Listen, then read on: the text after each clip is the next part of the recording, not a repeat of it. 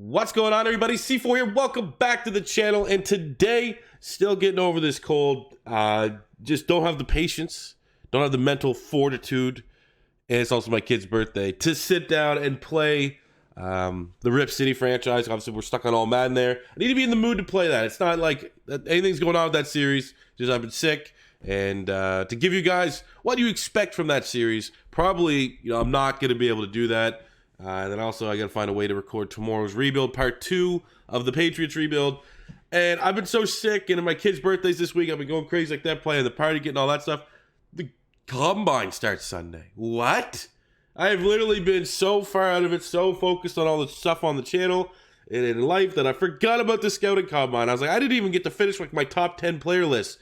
So I figured today, using the masterful The Draft Network, one of their tools, you can make your big board. I'm going to be going through my top 10 positional rankings today, pre-Combine. Now, I don't know if I'm actually even going to do an updated top 10 positional rankings after the Combine. I feel like I should, but I might just jump right into the 7-round, 32-team mock drafts, and from that, you guys would kind of see where I feel players should go and stuff like that. But either way, let's get into the video. Let's talk about the draft and where I'm feeling for some of these players. Now, ultimately, we're starting here with the quarterbacks position. We'll work all the way down to the safeties. When you look at the quarterbacks, not a lot of room for them to go up or these rankings to change from the Scouting Combine. I do value some of the on-field drills, but I'm thinking I'm not going to be touching the top 2. I think Burrow and Tua are firmly my 1 and 2. I have flip-flopped between Jordan Love and Justin Herbert at 3 and 4. I don't really, maybe if one of those guys lights up the Combine, because they're both have scrambling as a big aspect of their game. And if Jordan Love comes in with 4.8 speed and Herbert's low 4 or high 4.6s or something like that, runs like Carson Wentz, maybe that could fluctuate. But for right now, I'm still having Love ahead of Herbert, even though I do think, really for both these quarterbacks, but I think more importantly for Jordan Love, needs to go to a system, needs to go to a team that can grow and develop him. We got Fromm.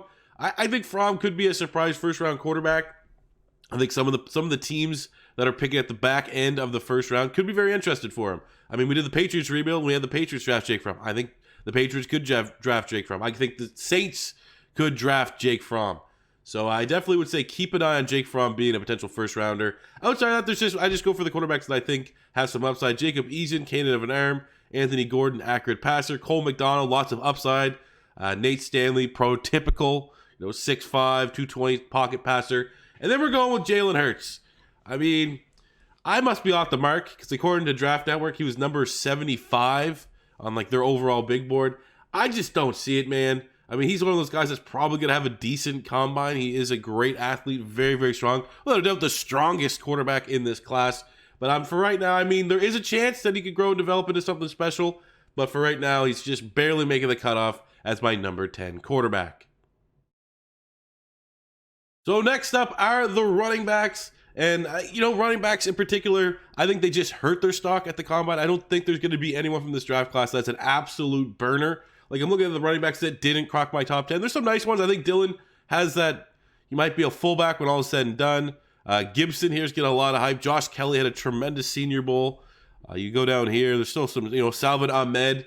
He's a guy right here from Washington. Could run the fastest 40-yard dash time and shoot up a lot of people's boards. But for the most part, I think the top 10, I feel pretty good with the top 10.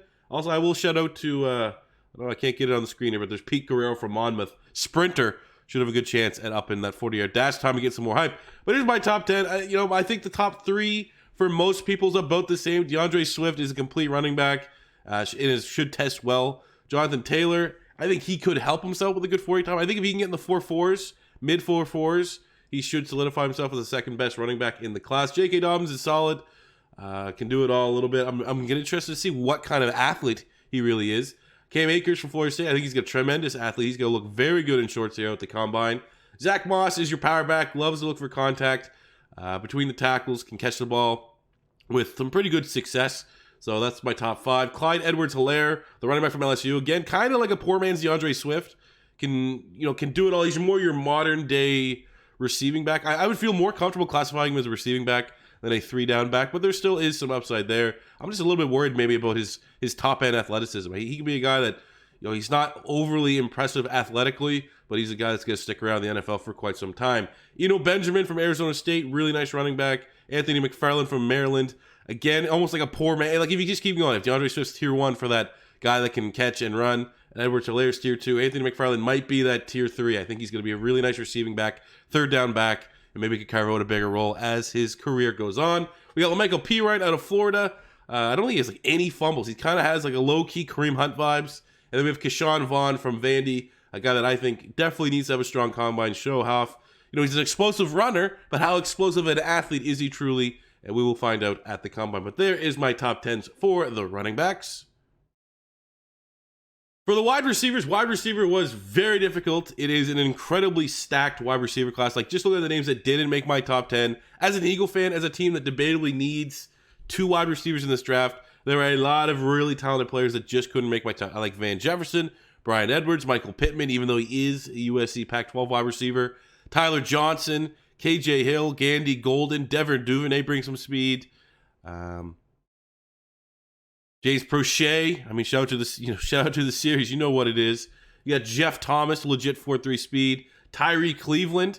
If Jeff Thomas and Tyree Cleveland both run the 40, I would not be surprised if both those guys are top 5 for the wide receivers. And see where Tyree's 274 and Jeff Thomas 262. You probably could shave off probably 50 spots on their draft ranking for how I expect them to dominate the combine. But anyways, my top 10. Jerry Jeudy, CeeDee Lamb's pretty much preference at this point. I do think with how good this year's wide receiver class is, a good combine could be a deciding factor to really get solidified top 10 rankings. If you have CeeDee Lamb and Jerry Jeudy, Jeudy runs 4.3, and CeeDee Lamb runs 4.5. That might be even more evidence. That might be the more tiebreaker to really get some separation, because either way, it's almost a 1A, 1B when you're talking about the top wide receivers in this class. We have Henry Ruggs, who is set to, has all the hype in the world to potentially break John Ross's 40-yard dash time. I'm thinking he'll get, high 4.2s. I don't think he's going to get 4.22. I think right now, if you bet on it, I think it's 4.33 is the over-under of 4.33. I think he's going to be high 4.2s. Should have the fastest 40-yard dash time at the combine. Justin Jefferson, to me, kind of looks like a Keenan Allen clone, so I'm a little bit higher on him than others. It's going to be interesting to see, though, because I want to see how well he tests at the combine, because you had to kind of find a red flag for Justin Jefferson. Is he going to be able to get separation at the next level? What kind of athlete is he? So we're going to find a lot about him at the combine. KJ Hamler, another guy, should run low 4.3s for speed. T. Higgins, kind of like Justin Jefferson. I want to see the speed. I want to see if there's going to be enough from this testing combine athletically to say that, yeah, him being able to get separation at the next level is not going to be that big of an issue. Brandon Ayuk, absolute burner. Again, should be low 4.3 speed. I am not high on Laviska Shenault at all. I think he's an absolute project wide receiver, which means the Philadelphia Eagles are most likely going to select him in the first round. And I'm going to be upset, but the ceiling is there. He's an incredibly high ceiling. Maybe I'm just skeptical because I am a fan of the Philadelphia Eagles, and the Eagles have a terrible history trying to develop and grow wide receivers. But maybe I'm holding that against him because I definitely think out of all these guys, he needs the most development. But I will admit, I'll be the first one to say, even though I'm down on him and I have him at 8, in terms of a ceiling, he is a very high ceiling. If he can put it all together, he's going to be a dangerous player. Number 9, we got our boy Denzel Mims. I think he should have and stand out a lot at the combine, especially when it comes to the explosiveness drills, the jumping drills. I would love to see my dude getting the 4.4s. And then we have Jalen Reagor, the second player, much like Laviska Shenault, that I'm not super high. Just because when I watch his tape, Jalen Reagor to me is like a slightly faster Nelson Aguilar. Every time I watch his TCU tape, I'm like, all right, the good plays look like Aguilar during the Super Bowl year, and then the bad plays look like Aguilar every other year he's been in Philadelphia. So Shenault and Reagor, for me in particular, when it comes to evaluating them and it comes to looking at their tape, it's just my Eagles fandom might biasly negatively affect them, but they still are nice players, both cracking my top 10. Tight end is an interesting position. I think that there's like almost a firm top 8, and then outside of that top 8, it's going to be maybe guys that can stand out at the combine. Jacob Breeland is going to get a clean bill of health. Josiah DeGuara, very, very undersized, but very well-rounded, can catch, can block very well. But for me, here is my top 10. I have Bryson Hawkins top out of Purdue. I think from a receiving standpoint, a pure receiving standpoint, he is really good, and athletically, I think he's going to stand up very well amongst the other top tight ends in this class. But I'll say so far, out of all these positions, quarterbacks, running backs, wide receivers, tight ends have the most room to fluctuate based upon their combine performance, because it's just, we have no idea what kind of athletes a lot of these guys are. So that can make or break their draft stock, especially in my opinion. Not drastically, but I mean, you can see guys switch 3-4 spots around depending on a positive or negative combine. Cole Kmet, out of Notre Dame. A little bit more well-rounded. Could be in play for the Patriots, so they want a guy that has a chance at stylistically filling that Gronk role. Adam Troutman's that dude out of Dayton. Everything I saw from him, especially from the Senior Bowl, looked really, really good. Pay attention. I think he could very well even emerge if he has a strong combine as a top tight end in this draft class. Albert O is incredibly getting slept on, at least on the Draft Network. He's like a 6th-round pick right now. He's so dangerous in the red zone. I think it won't be shocking if he goes 3rd round, but he has a chance to make a lot of money at the combine, especially if he shows off his athleticism, because right now he's pretty much just a big tight end that's a great red zone threat, but not that great of a blocker. Doesn't really correlate. Usually you get tight ends that are great athletes and receivers, or you get tight ends that are bigger, better in the red zone and blockers. He's kind of not really any of those niches at the tight end spot, but I'm really interested to see what he does at the combine. Hunter Bryant, again, undersized tight end, 6'3", I think he is, 6'2", 240. Gotta have to test out well athletically. Same with Thaddeus Moss. Again, very small tight ends, so they're gonna have to show that they are gonna be an absolute mismatch at the NFL level with their athleticism. We got Pinckney out of Vandy, Harrison Bryant out of FAU, Colby Parkinson and CJ O'Grady rounding out the tight ends. Again, there's a lot of room for fluctuation between these guys. Pinckney and CJ O'Grady, a little bit more traditional tight ends. Harrison Bryant, the best tight end in college football, going at 8. And Parkinson, 6'7", big-time red zone threat. So look at the offensive tackles. For the combine, I don't really know how much the tackles can win or lose. Because, when you see a lot of low bench press numbers, it's usually they have huge wingspans. It's tougher to just put up that many reps on the bench press. But either way, for whatever reason, there's like this narrative that Andrew Thomas is not that good. Like, I'm seeing him be like the 5th-ranked tackle from the Draft Network in particular. He's the top tackle in this draft class. He's very well-rounded, solid athlete. Maybe not as good as athlete as Tristan Wirfs. I think Wirfs should stand out in a lot of the offensive line drills. But Thomas, for my money, just too well-rounded, too pro-ready. We got Wills at 3, Becton at 4, Josh Jones should also test well at the combine at 5. It's kind of still a crapshoot here. You got Austin Jackson, high upside. Trey Adams, if he gets a clean bill of health in terms of pure talent, might be, at his size, 6'8", 315, pro-ready. And everything for him basically comes back to the medical. Missed a lot of games at Washington due to injury.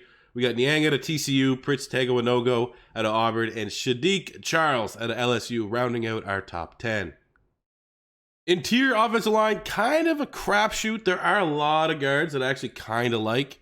Kevin Dotson out of Louisiana, Keith Ishmael, San Diego State, Darrell Williams, Mississippi State. These are guys that I have really high draftable grades on that still didn't make my top 10. Top 10 is, Bidash, another player like Andrew Thomas, has just been overanalyzed. He's like a 4th-round pick on the draft. He's the best interior offensive lineman in the class, bar none. Okay, he's my number 1. Cushionberry from LSU. I got Ben Bredesen and Cesar Ruiz from Michigan. Nick Harris rounding out. Now, this is interior offensive lineman, so it's grouping in centers and guards.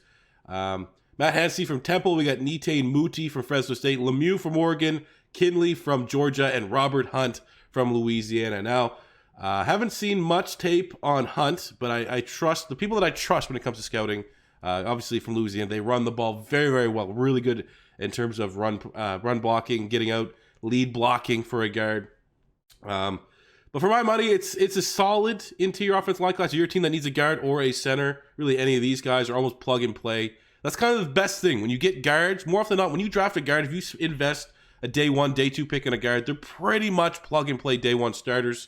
And I think for most of these guys, especially the top 8 for sure, you're going to be getting some day 1 starters. So let's see some high bench press or something like that. Let's see some good agility for centers. Arguably, I guess you could say centers have maybe guards as well because they pull, right?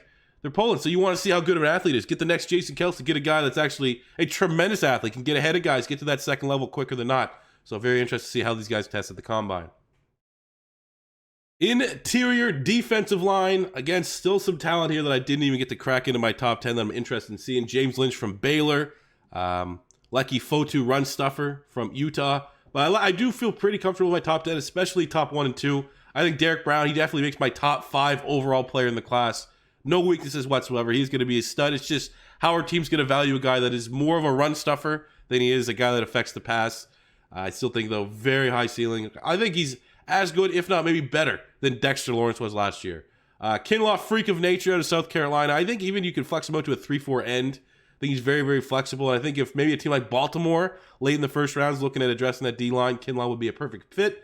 Got my Canadian brethren, Neville Gallimore here at 3. Marlon Davidson at 4. I think both these guys are very nice athletes. Should have nice combines. Justin Matabuke at A&M at 5. Raekwon Davis could also have a pretty scary combine. 6'7", 310 pounds, and a good athlete.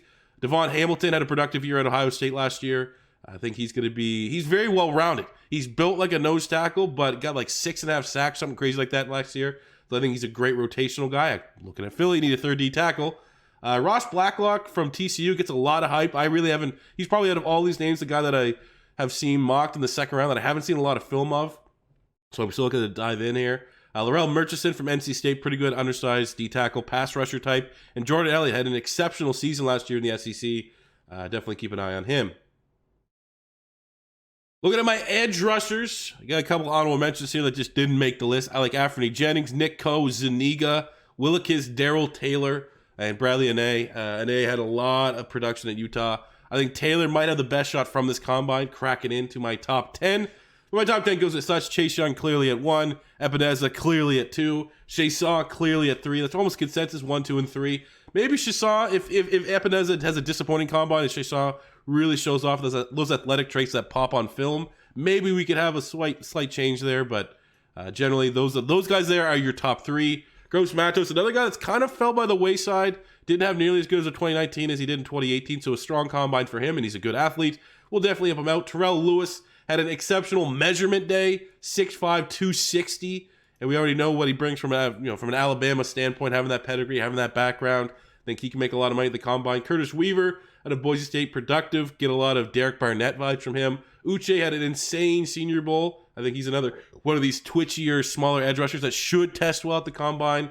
Zach Bond, Wisconsin, Aquara from Notre Dame, and my boy John Grenard from Florida, rounding out my top 10. Take a look at the linebackers, 4-3 inside linebackers.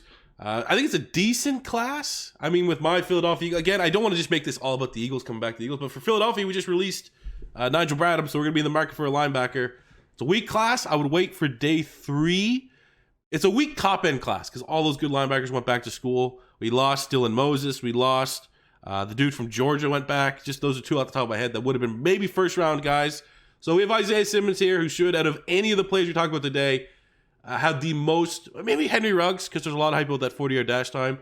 But out of all the guys so far that have to have a good combine, I think Simmons needs to be that guy. If he has an insane combine, if he tests nearly as good as all these hype videos and Twitter videos we've seen over the last couple of years where he was as fast as ETN, 4.3 speed, he could go as high as really number 3 if he has an insane combine. But there's also the aura of what position does he play? Does he have a position? That could scare away a lot of teams that he could free fall. It's interesting to see. We have Patrick Queen at LSU, number 2. Kenneth Murray, number 3 at Oklahoma. This is really the big 3 for the linebackers in this year's class.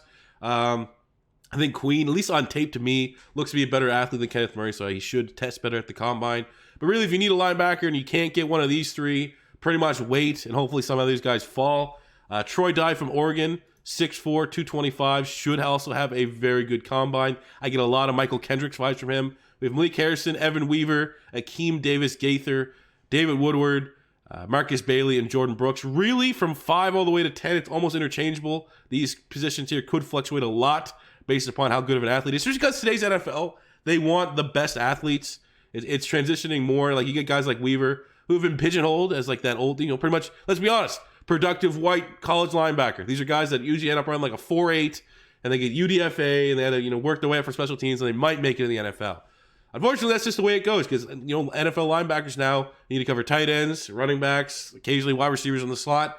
So for this 5 through 10 and some of these UDFAs, a lot can fluctuate if any of these guys have a standout combine. I would actually argue that over the last 2 years in particular, these linebackers that come out of nowhere that show off their tremendous athletic ability can improve their draft stock, maybe more so than any other position, along with really corners and wide receivers. So I'm very excited looking at this linebackers. I don't know what day it is. Usually it's day 4 or 5 of the combine. 1, 2, 3. Maybe day 3 or 4. But anyways, I think there's a lot of money to be had for these linebackers. And right now, these are my top 10. But plenty of guys can shuffle and move around based upon their combine performances. For my cornerbacks, there are actually this guy. I'll tell you right now, this guy at Auburn. I watched 3 Auburn games. Every game he got picked on. I don't know why. The hype is there. Maybe I need to go back, look at his tape. That's all I had to say. Go to my top 10 corners. Okuda clearly at 1. Best corner. Might have a chance to go top 5. Could very well go top 5, starting with that Detroit Lions pick. Fulton at LSU. Inconsistent tape, but the ceiling is there. Jeff Gladney, I think he's going to test about the combine. Should run low 4.4s, if not in the 4.3s. Trayvon Diggs. Isn't he Stephon Diggs' brother? Good athlete as well. He's actually one of those guys that when I was thinking, for like, what players? Give me a list of players that I think if the Eagles draft I'm going to hate. He was on that list, but the more I looked at his tape, the more I was like, you know what? Not that bad. A lot of the mistakes are correctable, and you see the ceiling, you see the upside. We have CJ Henderson here at 5 as a Gator fan. He pretty much took the year off. Was not impressive whatsoever. Kind of felt like he's one of those guys, like, I just didn't want him to get hurt because he knew he was going to the draft. But the upside was there. Last year, 2018, CJ Henderson probably would have been my number 2 corner, and that is definitely with some Florida Gator bias. Jalen Johnson at Utah, Bryce Hall out of Virginia. Get interested to see if Bryce Hall, how healthy he is, if he's going to be able to test in the drills. I want to see the speed. Darnay Holmes, guy that had 4.3 speed in college, so could have one of the fastest 40-yard dash times, along with Jeff Gladney for the cornerbacks. Dantzler has some pretty impressive tape from Mississippi State. It seems like the last couple of years, too, Mississippi State players and Ole Miss players, just players from Mississippi, dominate the combine, run like 4.2s and just ridiculous numbers. So it's interesting to see what kind of athlete Dantzler is. Then we have AJ Terrell coming off not a great national championship, ups and downs, but I think when push comes to shove, he's still a second-round corner. And then with our final position, we have the safeties. This is definitely the position I've scouted the least of watching tape and stuff, especially more so the guys that I didn't put in my top 10. I will have to admit that the guys that I made in my top 10 were the guys that I watched the most tape on. Obviously, there's some, remember, like I got Gilman, Brandon Jones. I did watch a little bit of Brandon Jones. Wasn't overly impressed with him at Texas, but literally every game that I watched Texas play, they were giving up 40-some points, and DBs generally didn't look that great. But here are my rankings. Grant Delpit, another one of these players, like Andrew Thomas, like Tyler Biadasz, started out for a lot of the draft process as clearly the best prospect, and then as you overanalyze things, he pushes it down. Don't get it twisted. He was banged up. He was injured last year. He is the best safety in the class, and for someone maybe like, I'm not going to go back to the Eagles, but if you're a team that's a fan of birds, they have a bird logo, and they might have a cracked bell in their city, Delpit at 21 could be a tremendous pick. Xavier McKinney out of Alabama, very well-rounded, does a lot of things well. Antoine Winfield Jr., I think he can make some money at the combine if he shows out how good of an athlete he is. Ashlyn Davis from California, strong athlete. Antoine Brooks Jr., not quite Darnell Savage hype, but he should test well at the combine. Julian Blackman, converted corner, brings a lot of desirable traits. I did watch like 3 games of Kyle Duggar, stands out. Again, level of competition's always going to kind of come into things, but 6'1", 220, and he's more of a cover guy than he is a pure tackler, and he can tackle well. He actually could be this year's, the dude that went to Chargers. I can't remember his name. Nasir Adderley. He's definitely this year's Nasir Adderley, without a shadow of a doubt. Kevon Wallace, again, kind of like Blackman, brings a lot of cornerback traits to the safety position, plays a lot of slot. I like that. I like the versatility. Same with Shaheem Carter, played the star position for Alabama. Just does everything. Plays linebacker, plays nickel, can play safety. That positional flexibility brings even more added value. Be interested to see how well he tested the combine. And then we got Jordan Fuller at Ohio State. Very good athlete. Should make a couple bucks here with the 40-yard dash with the explosiveness drills. Tape is inconsistent. I really do think out of all my safeties here, number 10 is the toughest one. Looking at these guys that didn't make the list. Terrell Burgess, Richie Grant, Khaleke Hudson. Khaleke Hudson. Can he have a redemption tour? Can he go off at the combine? That's going to be interesting to see. But those are my final safety rankings. And overall, my final rankings as we enter the combine week next week. I'm excited. I love watching it. If you're working, you're busy, follow my Twitter at PapaXC4. I think that's what it is. Because I pretty much live tweet during all the drills. And, don't want to pat my own back. But I have been able to call the last couple of years guys that are going to be unreal based upon their combine. Kenny Golladay. Literally during the drills, I was like, this guy's a freak. Get him in the second round now. Wasn't even on my draft board coming out of small school. Kenny Golladay, now one of the best wide receivers in the National Football League. Fringe top 10 at worst. So hopefully it's a good time. Hopefully it was a very exciting combine. I hope we see some fast times and we get some even more hype around some of these draft prospects. Even though, there's no DK Metcalf this year. But hey, we got some fast 40s, especially with guys like Ruggs and Jalen Reagor and KJ Hamler that could have a chance to get those 4.2s. It is going to be exciting. So let me know how you guys feel about these positional rankings. Anything you would have changed, anything you disagree with, let me know. And we'll be back tomorrow with more. Hopefully I'll be less sick. And, it's a 3-year-old's birthday party, so I'm not going to be hungover, I don't think. Depends how crazy it is. He is 3. We might as well start him young. But we'll be back. I think there's going to be a rebuild tomorrow. And then on Sunday, we'll probably drop the next episode of the Rip City Rejects. So thank you guys for watching. And as always, it's your boy C4 saying I'm so super sick. Still got that 102 fever. Like, subscribe for the effort. And I'll see you guys back here next time. Peace out.